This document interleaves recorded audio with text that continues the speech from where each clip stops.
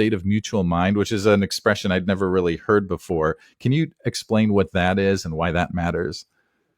Yes.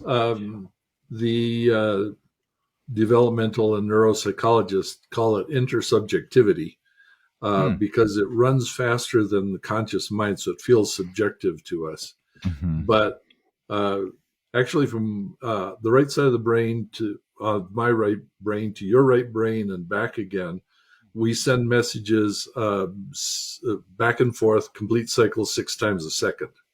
Wow. And so Wow. if we're tuned into each other, Mm. what you can do visually, I can kind of watch. If I knew you well enough, I could watch what Sure. you're doing and watch your expression. You probably have had people when you look at them and you go, "Are you thinking what I'm thinking?" Oh, yeah, right. Or that moment when you sit and look into somebody's eyes and you begin to feel the same thing for each other. Yeah, Sometimes it's we're both mad at each other, and sometimes it's like, "Oh, say it's you." That's really special. But either way, we begin to develop the same emotional expressions, same thoughts, everything at the same time. Well, the brain is set to pick that up and run faster than conscious thought, which runs at 5 cycles per second. So it's always behind this intersubjectivity. And if we're tuned into each other that way, we've got an attachment. Our brains begin to produce the same chemistry, the same thoughts, use the same patterns.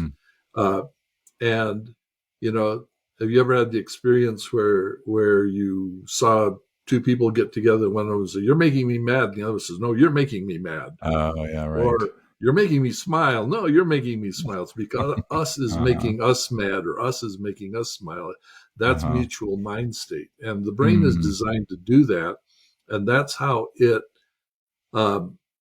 actually copies bigger brains. So a little baby is looking to form a mutual mind with somebody and figure out how to be human.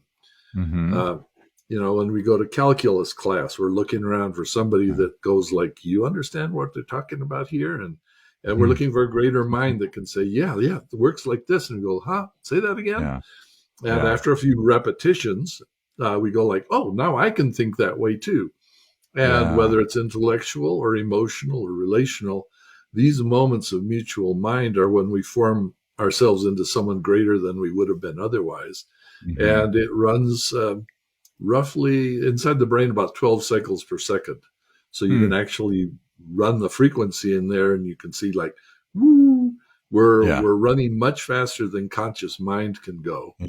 But in it, we're figuring out who we are and how we relate to the world and how I connect with other people in the world.